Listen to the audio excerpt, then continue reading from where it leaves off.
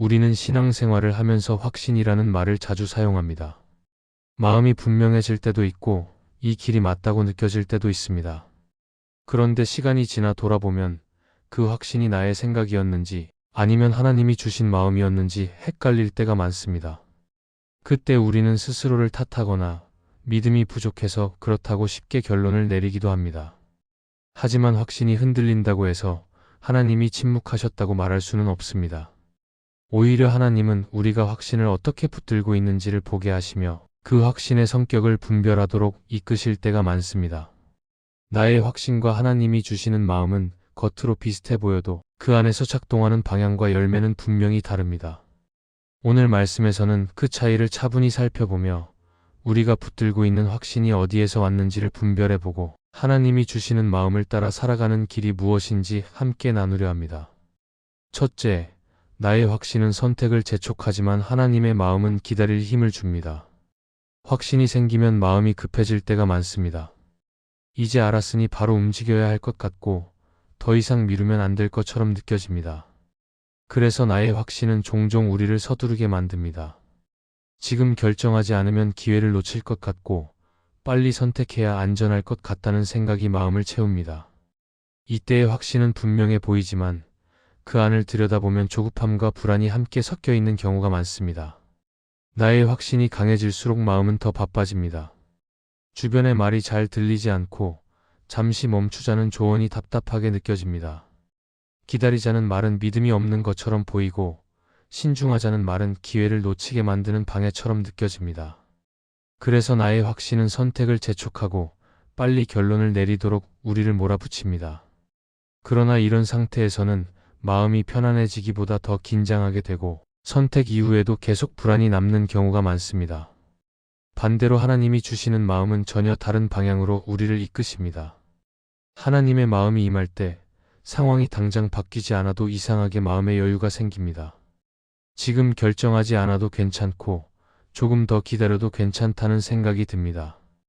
기다림이 손해처럼 느껴지지 않고 멈춰있는 시간조차 하나님께서 사용하실 수 있다는 믿음이 자리 잡습니다. 이것이 하나님이 주시는 마음의 중요한 특징입니다. 하나님의 마음은 우리를 멈추게 하지만 가만히 방치하지는 않습니다. 기다리는 동안 마음이 무너지는 것이 아니라 오히려 단단해지게 만듭니다. 기도할수록 조급함이 줄어들고 선택에 대한 압박도 약해집니다. 무엇을 선택해야 하는지보다 하나님 앞에서 어떤 태도로 서 있어야 하는지가 더 중요하게 느껴집니다. 그래서 하나님의 마음은 선택의 속도를 늦추지만 믿음의 깊이는 더해줍니다.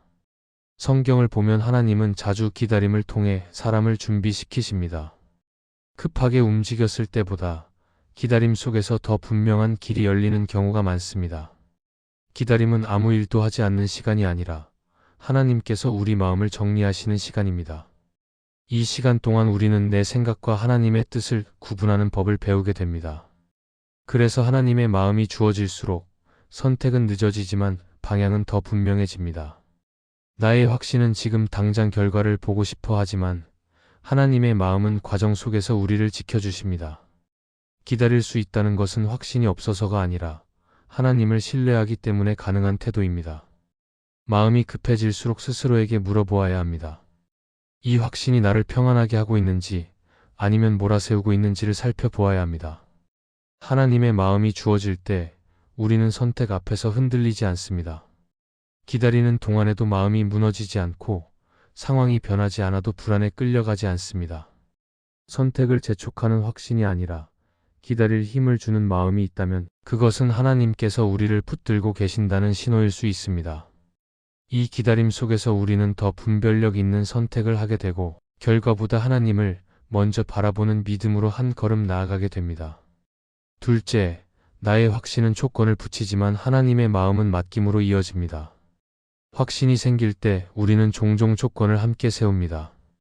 이 정도는 되어야 하고 이런 결과가 보여야 하며 이 사람이 이런 반응을 보여주어야 한다는 생각이 자연스럽게 따라옵니다.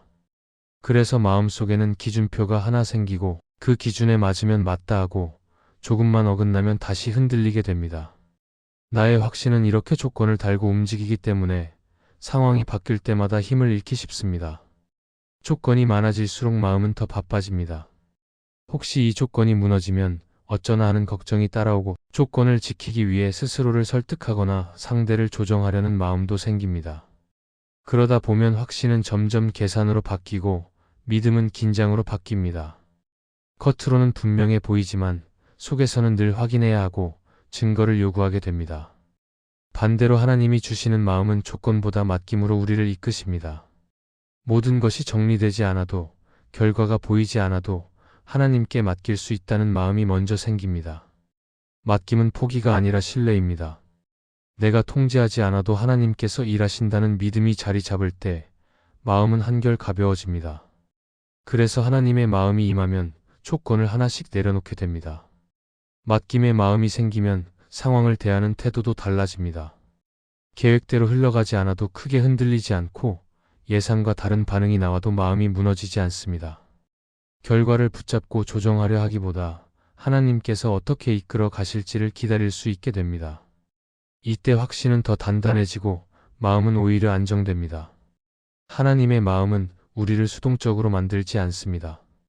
맡김은 아무것도 하지 않는 것이 아니라 해야 할 몫과 내려놓아야 할 몫을 분별하게 합니다. 내가 책임져야 할 태도에는 성실하게 반응하지만 결과와 타이밍은 하나님께 돌려드릴 수 있게 됩니다. 그래서 맡김의 마음이 생길수록 삶은 무기력해지기보다 더 정직해집니다. 나의 확신은 조건이 충족될 때만 유지되지만 하나님의 마음은 조건이 사라져도 남아 있습니다. 그래서 기도할수록 조건은 줄어들고 맡김은 깊어집니다. 이 길이 맞다면 반드시 이런 결과가 나와야 한다는 생각 대신 하나님이 원하신다면 이 과정도 사용하실 것이라는 믿음이 자리 잡습니다.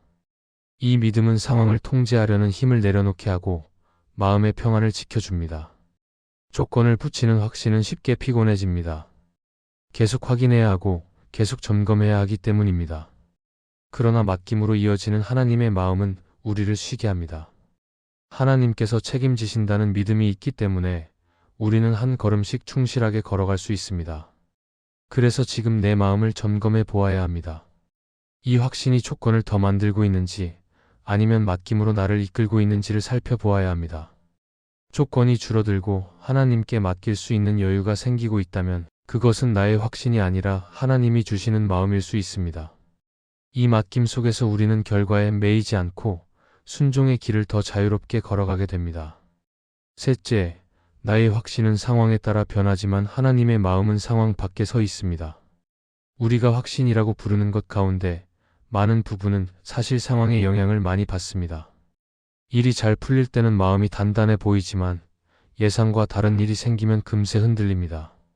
주변의 반응이 좋을 때는 이 길이 맞다고 느끼다가도 반대의 말이 들리면 다시 불안해집니다. 이렇게 나의 확신은 상황이 바뀔 때마다 함께 흔들리기 쉽습니다. 상황 중심의 확신은 늘 조건을 필요로 합니다. 일이 잘 되어야 하고 주변이 지지해 주어야 하며 마음이 편안해야 확신이 유지됩니다. 그래서 상황이 나빠지면 확신도 함께 약해집니다. 마음속에서는 내가 잘못 들은 것은 아닐까? 처음 생각이 틀린 것은 아닐까 하는 질문이 끊임없이 올라옵니다. 확신이 있었던 것 같은데 상황 앞에서는 자꾸 작아집니다. 하나님의 마음은 이와 다릅니다. 하나님의 마음은 상황이 좋아질 때 생기고 나빠질 때 사라지는 마음이 아닙니다. 오히려 상황이 변해도 중심이 크게 흔들리지 않습니다. 일이 풀리지 않아도 마음 한편에는 설명하기 어려운 안정이 남아있고 결과가 보이지 않아도 방향에 대한 신뢰가 유지됩니다. 이것은 낙관이 아니라 하나님을 신뢰하는 자리에서 오는 마음입니다. 하나님의 마음이 임하면 상황을 보는 눈이 달라집니다. 상황이 기준이 되지 않고 하나님이 기준이 됩니다. 그래서 상황이 좋을 때는 감사로 반응하고 상황이 어려울 때는 다시 하나님께 붙어 있게 됩니다. 이 마음은 문제를 없애주지는 않지만 문제 속에서도 중심을 잃지 않게 해줍니다. 성경을 보면 하나님은 종종 상황과 반대되는 길로 사람을 이끄십니다. 눈에 보이는 조건만 보면 이해되지 않는 선택을 요구하실 때도 있습니다.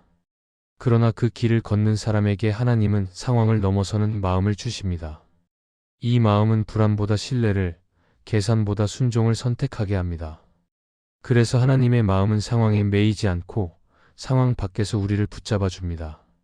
나의 확신은 상황을 설명하려 하지만 하나님의 마음은 상황을 맡기게 합니다.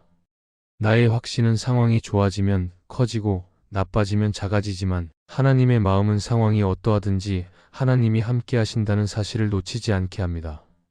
그래서 하나님의 마음이 있을 때 우리는 모든 상황을 이해하지 못해도 그 안에 머물 수 있습니다. 이 차이는 시간이 지날수록 더 분명해집니다. 상황 중심의 확신은 오래 가지 못하고 결국 다른 조건을 찾게 됩니다. 그러나 하나님의 마음은 시간이 지나도 더 단단해집니다. 상황이 반복해서 흔들어도 마음은 점점 더 깊어집니다. 이 깊이는 스스로 만들어낸 확신이 아니라 하나님께서 붙들어 주신 결과입니다. 그래서 지금 내 마음을 돌아보아야 합니다. 상황이 좋아질 때만 확신이 생기고 어려워지면 모두 사라지는지 아니면 상황과 상관없이 하나님을 향한 마음이 유지되고 있는지를 살펴보아야 합니다. 만약 상황이 변해도 마음의 중심이 하나님께 머물러 있다면 그것은 나의 확신이 아니라 하나님이 주시는 마음일 수 있습니다. 이 마음은 우리를 흔들리는 자리에서 건져내어 하나님을 더 깊이 신뢰하는 자리로 이끌어줍니다. 넷째, 나의 확신은 결과를 먼저 보지만 하나님의 마음은 순종을 먼저 봅니다. 우리는 어떤 선택 앞에 설 때 자연스럽게 결과를 먼저 떠올립니다. 이 선택을 하면 잘 될까? 실패하지는 않을까? 사람들은 어떻게 볼까? 같은 생각이 마음을 채웁니다. 그래서 확신이 생겼다고 느낄 때도 그 안을 들여다보면 결과에 대한 기대가 섞여 있는 경우가 많습니다. 잘 될 것 같아서 확신하고 원하는 그림이 그려지기 때문에 마음이 편해지는 것입니다. 이런 확신은 결과가 보이지 않거나 늦어지면 금세 흔들리기 쉽습니다. 나의 확신은 늘 결과를 확인하려 합니다. 눈에 보이는 변화가 있어야 안심하고 좋은 흐름이 이어져야 이 길이 맞다고 느낍니다. 그래서 결과가 조금만 기대와 다르게 나타나도 마음이 복잡해지고 처음 가졌던 확신을 다시 의심하게 됩니다. 이때 우리는 하나님이 침묵하신다고 느끼지만 사실은 결과를 기준으로 마음을 세우고 있었던 자신을 마주하게 되는 경우가 많습니다. 하나님의 마음은 이와 다릅니다. 하나님은 결과보다 순종을 먼저 보십니다. 일이 얼마나 잘 되었는지 보다 그 선택을 어떤 마음으로 했는지를 보십니다. 그래서 하나님의 마음이 임하면 결과가 아직 보이지 않아도 마음이 완전히 무너지지 않습니다. 잘 되고 있는지 아닌지를 계속 확인하기보다 지금 내가 하나님 앞에서 순종의 자리에 서 있는지가 더 중요하게 느껴집니다. 성경에서 다윗을 보면 이 차이가 분명히 드러납니다. 다윗은 이미 왕으로 기름 부음을 받았지만 곧바로 왕이 되지 않았습니다. 오히려 사울에게 쫓기며 긴 시간을 도망자의 삶으로 살아야 했습니다. 결과만 본다면 이 길은 실패처럼 보였습니다. 그러나 다윗은 그 시간 속에서도 하나님의 뜻을 묻고 하나님의 손의 결과를 맡기며 순종의 자리를 지켰습니다. 하나님은 그 순종을 통해 다윗을 왕으로 세우셨습니다. 하나님의 마음은 우리를 조급하게 만들지 않습니다. 결과를 빨리 보여주지 않아도 그 과정 속에서 우리를 다듬으십니다. 순종은 즉각적인 보상을 약속하지 않지만 마음을 지켜줍니다. 그래서 하나님의 마음이 주어질 때 우리는 결과가 늦어져도 길을 포기하지 않고 상황이 불리해 보여도 하나님 앞에 머물 수 있습니다. 팀 켈러는 그의 책 하나님을 기뻐하라에서 이렇게 말합니다. 하나님을 진짜로 신뢰한다는 것은 하나님이 주시는 결과를 이용하는 것이 아니라 결과가 보이지 않아도 하나님 자신을 붙드는 것이다. 이 말은 순종의 본질을 잘 보여줍니다. 하나님의 마음은 우리를 결과 중심의 신앙에서 관계 중심의 신앙으로 이끌어 갑니다. 결과를 먼저 보는 확신은 늘 비교와 불안을 낳습니다. 다른 사람의 결과를 보며 흔들리고 내 속도가 느린 것 같아 조급해집니다. 그러나 순종을 먼저 보는 하나님의 마음은 비교에서 우리를 자유롭게 합니다. 하나님이 나에게 맡기신 길이 있다는 믿음이 생기기 때문에 다른 결과의 마음을 빼앗기지 않게 됩니다. 그래서 지금 내 마음을 점검해 보아야 합니다. 이 확신이 결과를 증명해 달라고 요구하고 있는지 아니면 결과가 없어도 하나님 앞에 머물게 하고 있는지를 살펴보아야 합니다. 결과가 보이지 않아도 순종할 수 있는 마음이 있다면 그것은 나의 확신이 아니라 하나님이 주시는 마음일 가능성이 큽니다. 하나님의 마음은 우리를 실패로부터 보호해 주겠다고 약속하지 않으십니다. 대신 순종의 자리에서 떠나지 않도록 붙들어 주십니다. 그 자리에서 우리는 결과를 통제하려는 손을 내려놓고 하나님을 더 깊이 신뢰하게 됩니다. 이 순종의 길 위에서 하나님은 가장 좋은 때에 가장 필요한 열매를 맺게 하십니다. 그리고 그 결과는 우리가 미리 계산했던 것보다 훨씬 깊고 오래 남는 열매가 됩니다. 이 말씀이 마음의 은혜가 되셨다면 좋아요와 구독으로 함께 해주세요. 그리고 댓글에 아멘이라고 남겨주시면 하나님의 은혜가 더 많은 사람들에게 전해질 것입니다. 여러분의 삶 위에 하나님의 은혜가 언제나 함께 하시기를 바랍니다.